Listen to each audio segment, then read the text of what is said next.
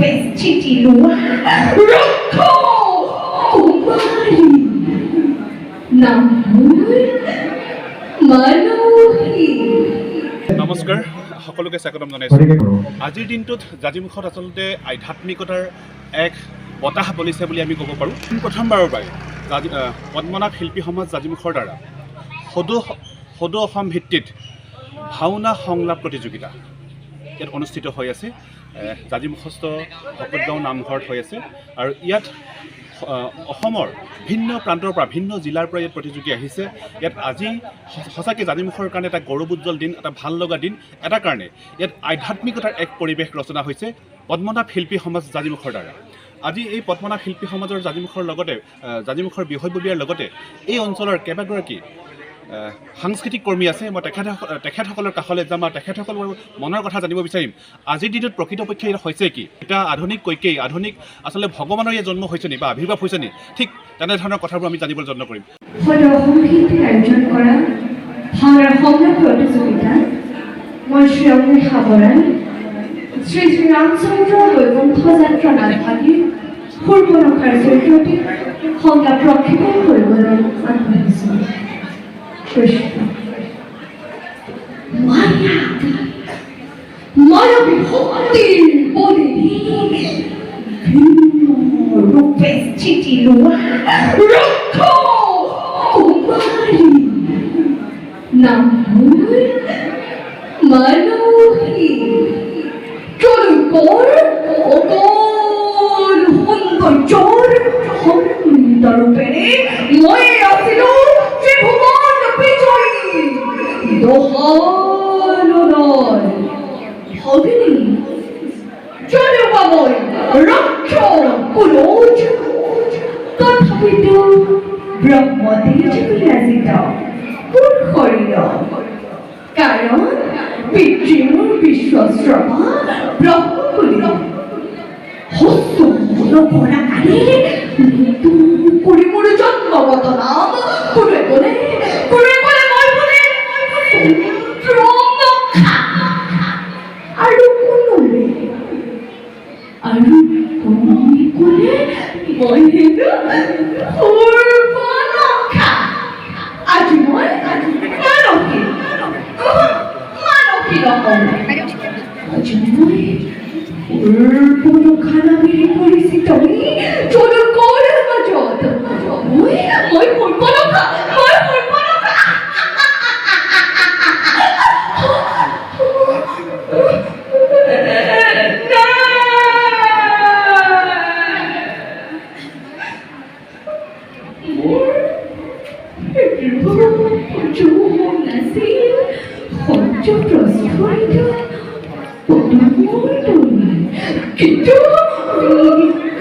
কিন্তু আজি তোৰ বাবে হৈ গ'ল মোৰ যৌৱন। প্ৰথম চাবলৈ মৃত্যু দাদাৰ অনুমতিলৈ সন্ধান কৰিছিলোঁ মই দ্বিতীয় জনম। তেন্তে দেখা পাই ৰামচন্দ্ৰৰ কামাতুৰা প্ৰাণ হিতান কৰিবৰ বাবে ৰামক মই বিচাৰিছিলোঁ কাষত আৰু দিছিলোঁ প্ৰেমৰ প্ৰস্তাৱ, কিন্তু প্ৰত্যাখ্যান কৰি মোৰ প্ৰেমৰ প্ৰস্তাৱ গঞ্জনাৰে উপচাই পেলালে মোক লক্ষ্মণৰ সহকে পাহৰি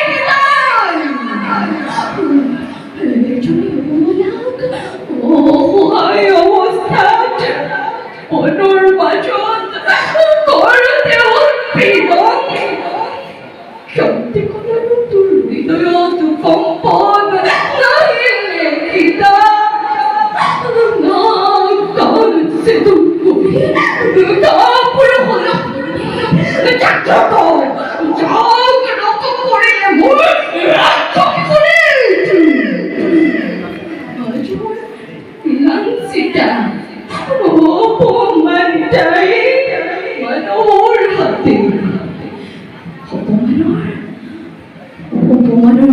প্ৰতিকূল লবৈ ৰাক্ষসীৰ পৰখাই ৰঘুকুল ধ্বংস আজি মোৰ জীৱনৰ একমাত্ৰ ব্ৰত যাওঁ কুম্ভ নিকুম্ভৰ সহায়ত কৰ্তব্য ৰাক্ষসৰ তগিলিত ৰঘুকুল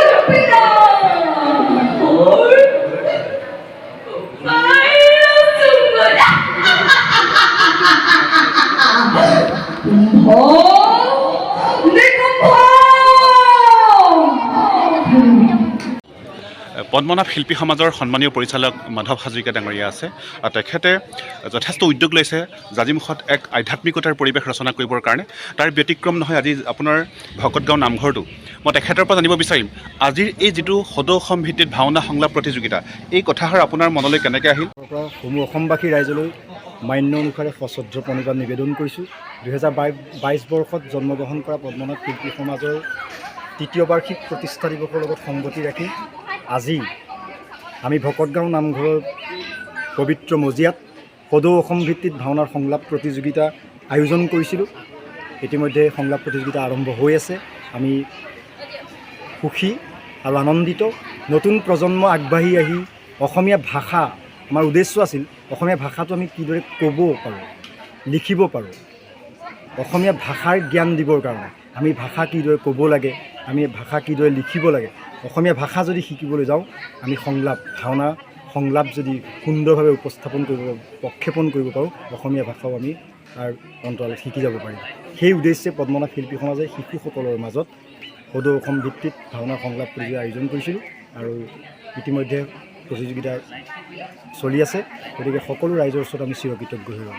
হয়, ভৱিষ্যতে কেনেধৰণৰ কাৰ্যপন্থাৰ কথা আপুনি ভাবিছে? ভৱিষ্যত লক্ষ্য কি হ'ব? হয়, চাওক, পদ্মনাভ শিল্পী সমাজৰ উদ্দেশ্য ভাওনাৰ বচন কিদৰে ক'ব পাৰে, অসমীয়া ভাষাটো কিদৰে ক'ব লাগিব, সেই উদ্দেশ্যে আমি এই অনুষ্ঠানভাগ আয়োজন কৰিছোঁ। বিভিন্ন প্ৰান্তৰ পৰা প্ৰতিযোগী আহিছে যদিও প্ৰতিযোগী সীমিত।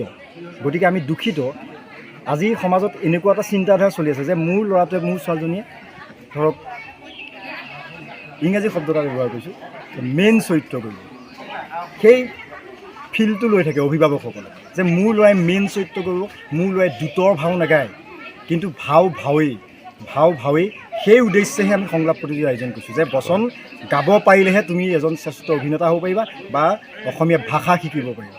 আৰু সেইদৰে কৰি গৈ থাকিলে তোমালোকে ভৱিষ্যতে সমাজখন সৰ্বাংগ সুন্দৰভাৱে গঢ়ি তুলিব পাৰিবা। উদ্দেশ্য আমাৰ পদ্মনাভ শিল্পী সমাজৰ সেয়াই। ধন্যবাদ। আজি মই সংলাপ প্ৰতিযোগিতা উত্তম শনিকৰদেৱৰ দ্বাৰা জনসমাধিত নাট শ্ৰী শ্ৰী ৰাম পৰাজয় সীতাৰ পাতাল জগন্নাথ ভাগী মই সীতা চৰিত্ৰটি আপোনালোকৰ মুখৰ আগত দাঙি ধৰিব বিচাৰিছোঁ। শান্ত হোৱা, শান্ত হোৱা পুৰুষ জনগণ, জানকীৰ জয়ধ্বনি নাই প্ৰয়োজন। মই সীতা জনমটো শুনি, মই সীতা জনমটো শুনি অযোধ্যাৰ ৰাজদূত লিখা নাই বিধাতাৰে মোৰ কপালত। মই সীতা চিৰভাগিনী, মোৰ পতি হ'ল বিধি পাপ। যি যাবৰ বাবে 14 বছৰ গ'লো বনবাসীৰ পাপী, সেই নামে সতীত্বৰ ওপৰত সন্দেহ কৰি কৰিছিল অগ্নি পৰীক্ষা সমদৰ কিয়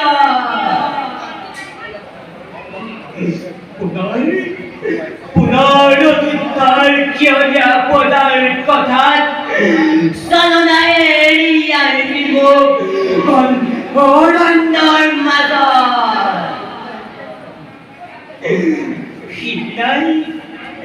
সিদিনাই আছিল মোৰ মৰণে কাম্য। কিন্তু লব কুক আছিল মোৰ গৰ্ভত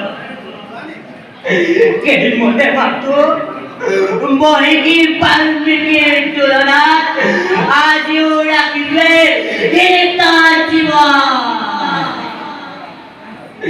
কিন্তু কিয় কিবা দুখ কিয় হলা মোৰ প্ৰতিয়েতে নিৰ্মম ৰাঘ যুদ্ধৰ হিংসা ঘূৰিয়া পদাৰ কথাকে পেট পানী পুৰি থৈ লৈ সঁচা মিছা নকৰে বিচাৰ কিয় দিলা মোৰ চবৰ চান্তলা এয়াই নেকি ৰামৰ ধৰ্ম এয়াই নেকি ৰামৰ প্ৰধানুৰঞ্জন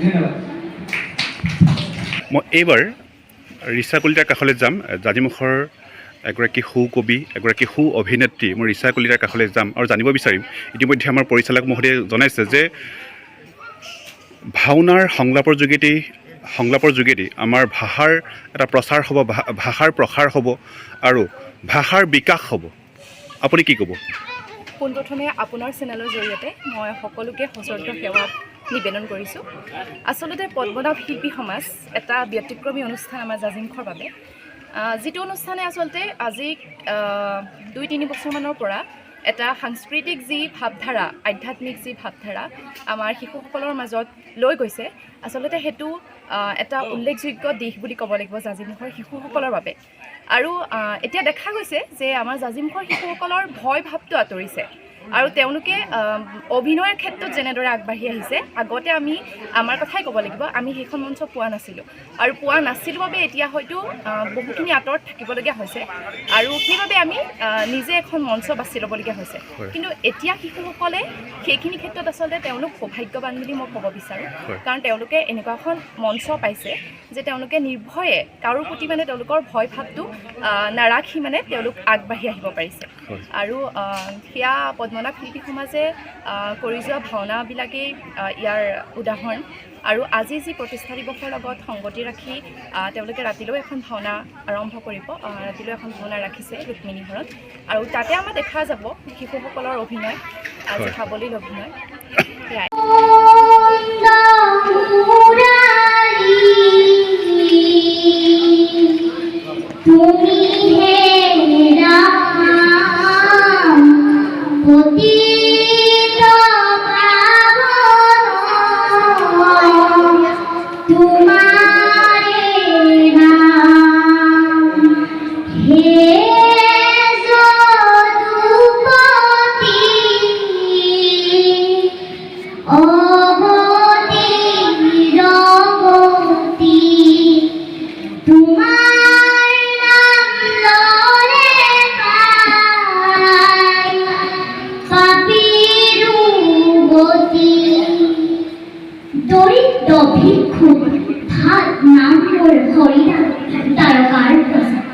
কৃষ্ণৰ গুণ গাই গাই আজি কুন্তীৰ ৰাজকুমাৰীকে সেই কথাকে কৰাঞ্চল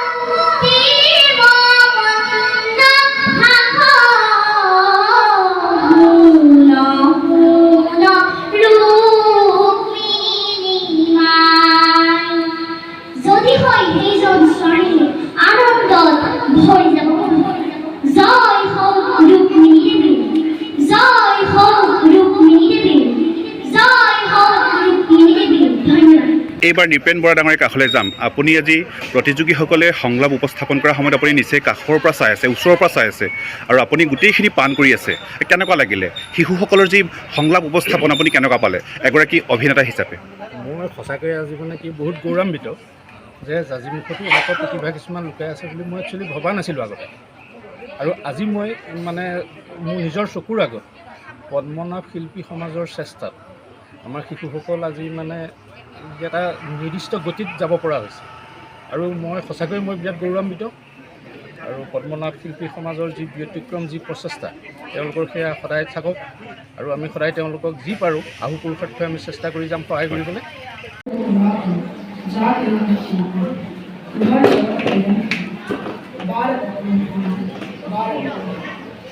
আজি পৰশভিত্তিক আয়োজন কৰা ভাওনা সংলাপ প্ৰতিযোগিতা উপস্থিত বিচাৰকসকলে সমৰ্থ কৰি ৰাইজক আজি সংলাপ প্ৰতিযোগিতা মই নিষিদ্ধ নাটকভাগী হিৰণাক্ষৰ মহাকাল চৰিত্ৰটি সংলাপ প্ৰক্ষেপণ কৰি আৰু ৰামকৃষ্ণ গুৰুদক্ষিণা ভাগী পঞ্চদৈন্য সংলাপ প্ৰক্ষেপণ এয়া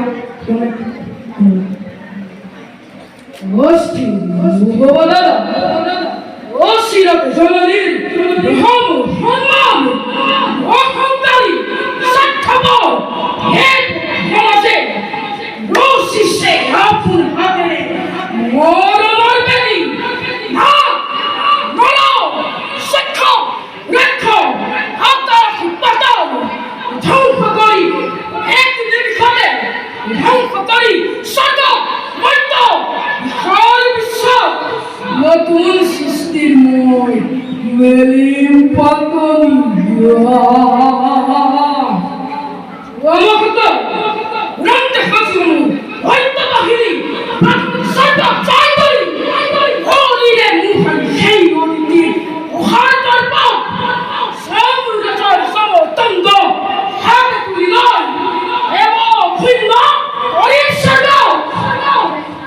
এয়া মহাকালৰ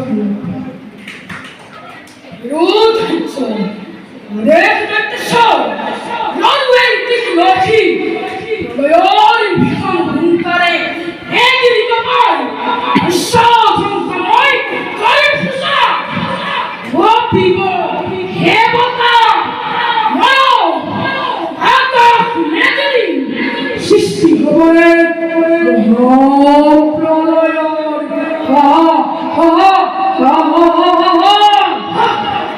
সৃষ্টিৰ কণ্ঠ সেই একতাৰ দল ধ্বংস কৰি এফালৰ পৰা কাহিল মন্দিৰৱতী নৱৰ বাবে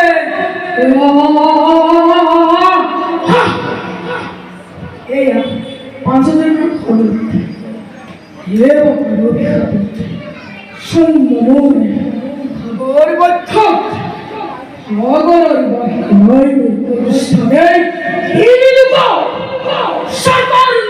সাগৰৰ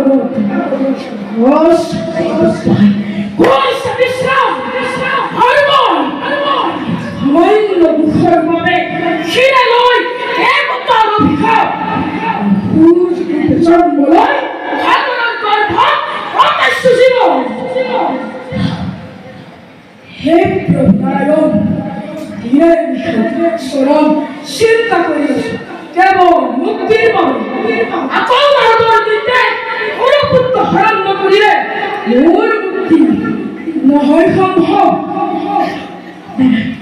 মুক্তি মই কৰিব নোৱাৰো। হে বিপত্তাৰে হৰিব ৰক্ষা কৰা। অপৰাধ প্ৰয়োজন নাই জানিব প্ৰশিক্ষণ আনগতি নাহিকে অপৰাধ ক্ষমা কৰি তুমি ৰাখিব কৰি মোক ৰক্ষা কৰিছ মোক ৰক্ষা কৰিছ।